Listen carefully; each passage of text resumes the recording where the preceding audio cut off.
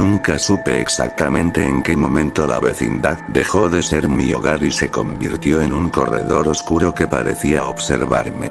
Antes yo solía pensar que los ruidos nocturnos eran solo el eco del viento o los pasos de algún gato hambriento. Pero hace ya varias noches que siento algo distinto, como si cada sombra supiera mi nombre, como si cada rincón me vigilara sin descanso. La vecindad del Chavo Animado siempre fue un lugar colorido, aunque un poco descuidado. Pero últimamente sus colores parecen desteñidos, marchitos, como si alguien hubiera exprimido toda la alegría que alguna vez tuvieron. Las paredes se ven húmedas aun cuando no llueve, como si sudaran un temor invisible. A veces, cuando camino por el patio, siento que el aire es más pesado de lo normal, un aire revoltoso que se pega a mi piel y me dificulta respirar.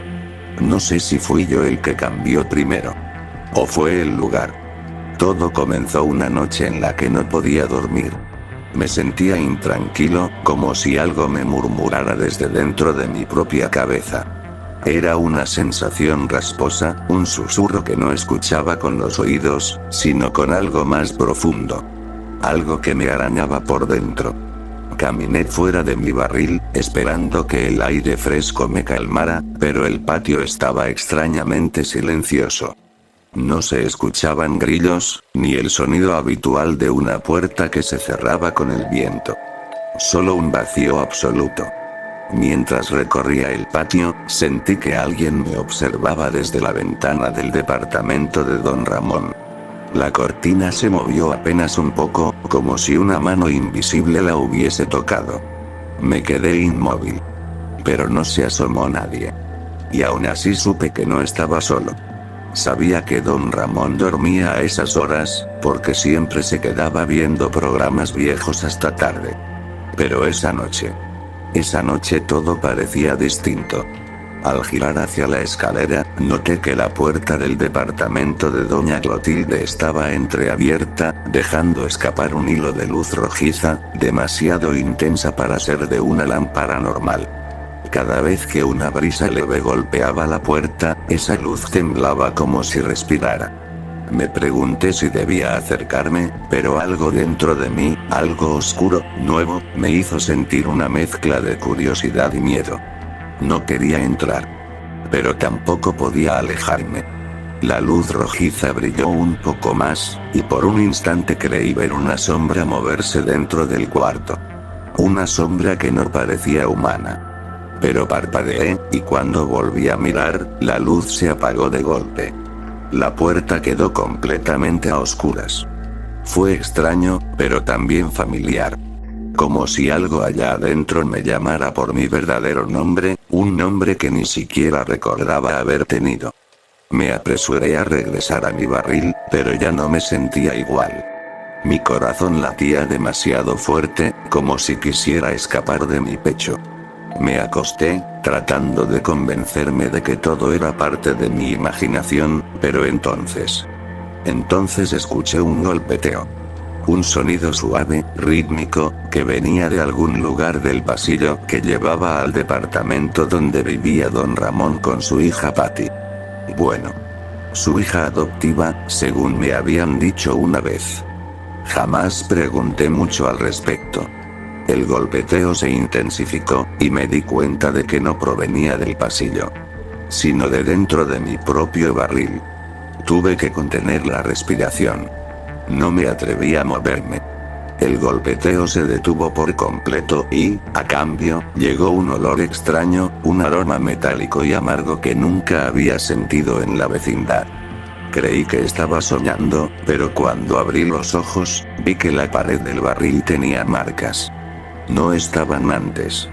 Eran rasguños delgados, profundos, como si algo hubiese intentado abrirse paso hacia mí mientras dormía. No pude dormir el resto de la noche. Al día siguiente, la vecindad parecía aún más apagada.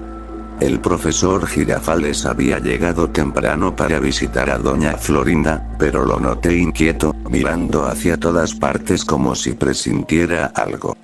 Kiko caminaba pegado a las faldas de su mamá, y hasta el señor Barriga llegó acompañado de ñoño, quien no paraba de frotarse los brazos, como si tuviera frío.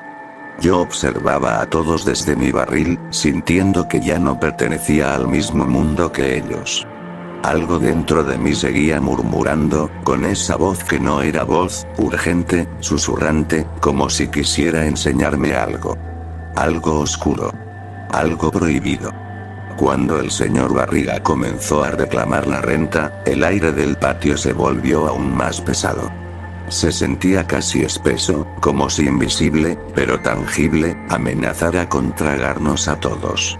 Don Ramón salió bostezando, pero al verme, se le congeló la mirada. Lo noté. Noté cómo sus ojos se abrieron apenas un poco más, como si en mi rostro percibiera algo que yo aún no había visto en mí mismo. Él siempre me trataba con un cariño extraño, a veces rudo, pero real. Sin embargo, esa mañana se mantuvo lejos, como si temiera que yo tocara algo que no debía tocar.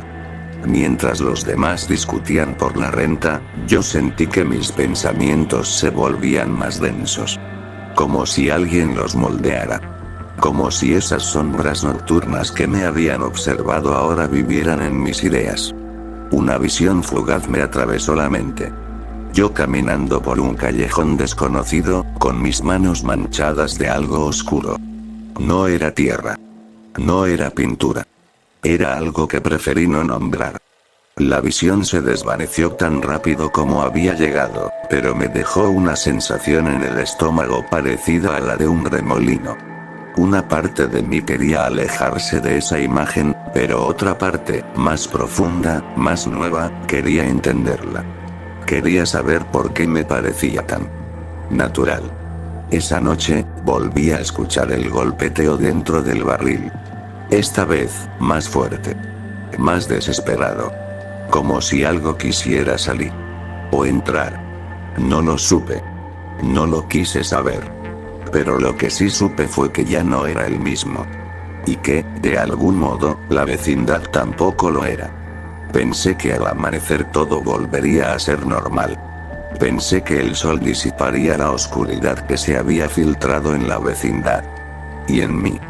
Pero aquella mañana la luz parecía enferma, pálida, como si el cielo entero estuviera agotado. Nadie salió de sus casas temprano. Ni Kiko correteó por el patio, ni doña Florinda se asomó para ver si el profesor Girafales había llegado. Todo estaba inmóvil, como si la vecindad contuviera la respiración ante algo que ya sabía que iba a suceder. Yo también lo sabía. Aunque todavía no entendía el qué. La sensación de ser observado era más fuerte que nunca. No venía de la sombra de una esquina, sino de algo más hondo. Como si mis propios huesos tuvieran ojos. Caminé despacio por el patio, tratando de ignorar ese murmullo interno que desde la noche anterior había dejado de ser un susurro. Ahora era más claro. Más directo. Era como si me diera órdenes que jamás habría considerado antes, pero que ahora parecían inevitables, como si hubieran estado dentro de mí desde siempre. Lo peor era que esas órdenes no sonaban mal. Sonaban lógicas. Cuando crucé frente al departamento de doña Clotilde, sentí que la puerta vibraba, como si adentro hubiera un enjambre de insectos golpeando la madera. Pero al acercarme, el sonido desapareció por completo. Me pregunté si ella tenía algo que ver con todo aquello, si había hecho algún tipo de ritual extraño, como los que a veces mencionaban los demás a sus espaldas. Pero la verdad es que, en ese instante, ni siquiera eso me daba miedo. Mi miedo real venía de otra parte. Venía de mí. El señor Barriga volvió más tarde, acompañado de ñoño otra vez. Pero ambos se detuvieron al verme. Fue un instante breve, pero lo sentí. Ese reflejo involuntario de dar un paso atrás al verme, como si yo fuera un perro callejero que gruñía sin razón. No dijeron nada. Ni siquiera entraron al patio. Se quedaron en la entrada unos segundos y luego retrocedieron, dejando la vecindad sin siquiera cobrar lo que habían venido a cobrar. Fue entonces cuando entendí que no era el único que sentía algo. Ellos también lo percibían, aunque no sabían qué era. Don Ramón salió un rato después. Caminó hacia mí con cautela, pero también con algo que no había visto en él antes. Preocupación real. No por sí mismo, sino por mí. Y eso fue lo que hizo que la sombra dentro de mí se alzara con más fuerza, como una bestia molesta por ser desafiada. Sentí que mi mente se tensaba, que mis pensamientos no eran completamente míos. Me quedé inmóvil. Y, por un instante que todavía me quema por dentro, deseé que él no se hubiera acercado. El día avanzó lento, espeso, como si el tiempo mismo estuviera agrietándose. Patty y su tía Gloria pasaron rápido por el patio, cargando algunas cosas, como si quisieran irse a algún lado. No me miraron directamente, pero pude ver en sus ojos el mismo miedo silencioso que había visto en los demás. Incluso el profesor Girafales, que regresó buscando a doña Florinda, parecía confundido. Inquieto. Como si la atmósfera entera le resultara insoportable. Yo lo notaba todo. Y cuanto más lo notaba, más fuerte se hacía la voz dentro de mí. Esa noche, cuando todos se encerraron, supe que sería la última vez que sentiría la vecindad así. Viva, aunque asustada. Porque algo en mí había tomado una decisión que no necesitaba palabras. Algo que no necesitaba razonamiento. Algo que simplemente se activó. El golpeteo regresó a mi barril. Esta vez no era desesperado. Era firme. Metódico. Como si marcara un ritmo que yo había olvidado pero que siempre me perteneció. Cuando lo escuché, comprendí lo que la voz estaba tratando de decirme desde hacía días. Que yo ya no era solo un niño abandonado buscando un rincón donde dormir. Que algo dentro de mí tenía un propósito. Un propósito oscuro que se había estado gestando desde hacía mucho más tiempo del que yo podía recordar. Salí del barril, guiado por un impulso que sentía ajeno y mío a la vez. No recuerdo con claridad lo que sucedió después. Solo pequeñas imágenes borrosas, como fotografías mal reveladas. Mis pasos por el pasillo, las sombras siguiéndome de cerca, los objetos en mis manos que no deberían haber estado ahí. No puedo describirlos, no quiero hacerlo, pero sé que no eran juegos, ni herramientas, ni nada que debería haber sido tocado por un niño. Y también recuerdo la expresión de don Ramón cuando me vio. Ese horror absoluto que no iba dirigido a las cosas que llevaba, sino a mí. Él entendió algo que yo no entendía aún. Algo que lo destruyó por dentro. Lo siguiente es borroso, pero suficiente para atormentarme. Don Ramón retrocediendo, temblando, sosteniéndose la cabeza como si tratara de arrancar la imagen de mí de su mente. No hubo gritos.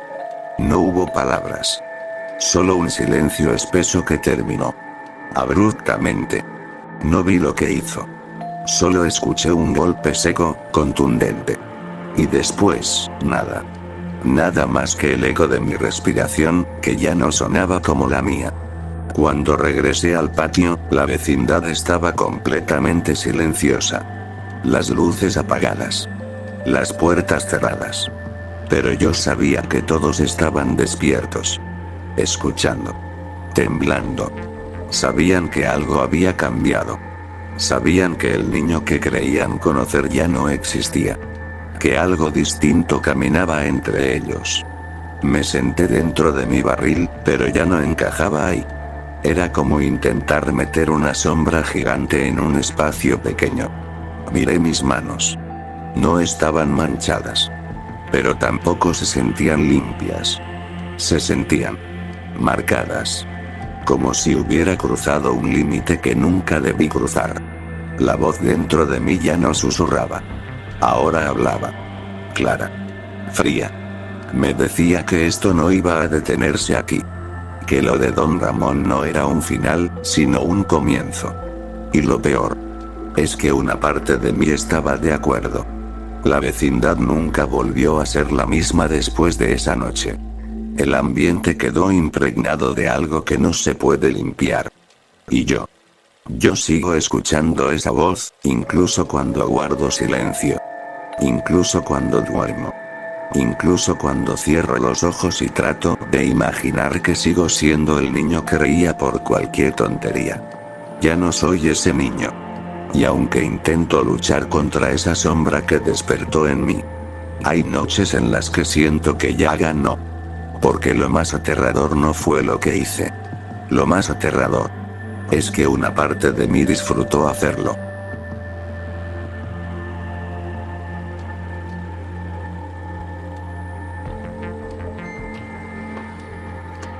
¡Toma! No te doy otra más porque presta para que te salga.